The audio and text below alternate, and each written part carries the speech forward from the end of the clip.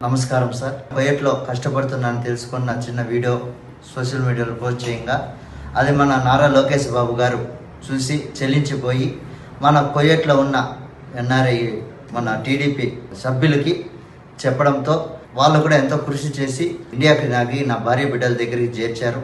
అదేవిధంగా మన మదనపల్లిలో ఉన్న మన ఎన్ఆర్ఐ గారు నా కుటుంబానికి ఆర్థికంగా సాయం చేసి నా కుటుంబానికి కూడా ఎంతో తోడుగా ఉండి నా కుటుంబానికి సాయం చేశారు.